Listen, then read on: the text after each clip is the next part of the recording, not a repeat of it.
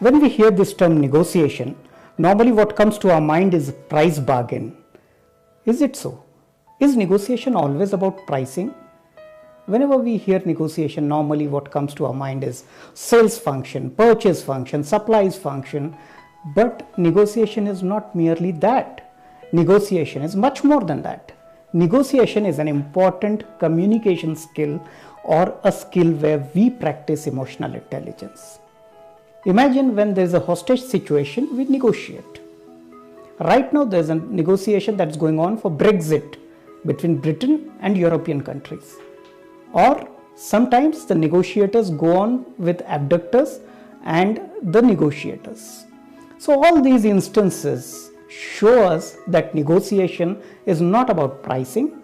The traditional view of negotiation is always I win and you lose, where I want more benefits than you. But the modern day negotiation is always focused on relationship building. So when we speak of relationship building, we essentially talk about emotions.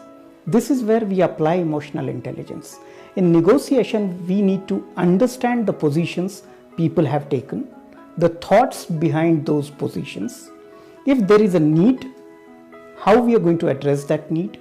So negotiation is often done in a framework called need, want and desire. Need is something that I can't do without. It's a must. Want is something which I ideally want. And desire is something which is the best position that I would want. So whenever the two parties sit across the table, this is the framework that I suggest.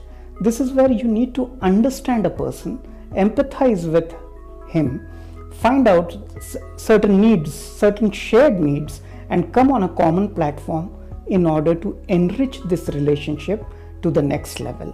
Whenever we are negotiating, remember there are a lot of emotions people carry. Often because of these emotions, there are deadlocks in the emotions, in the negotiations. And when such deadlocks arise, it is really important to move away from the destructive emotions and ensure that you're using the most constructive manner of expression of emotions. Imagine that you're about to finalize a house and you're talking to the builder about all the amenities that you want, all the extra benefits that you want, or all such areas. Price negotiation is only one aspect of it. What you're talking about is buying an experience. In such case, your emotions are always attached in such kind of buying decisions.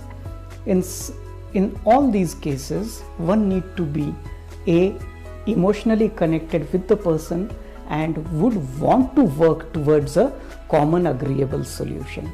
This is where emotional intelligence has an application, and a very important application.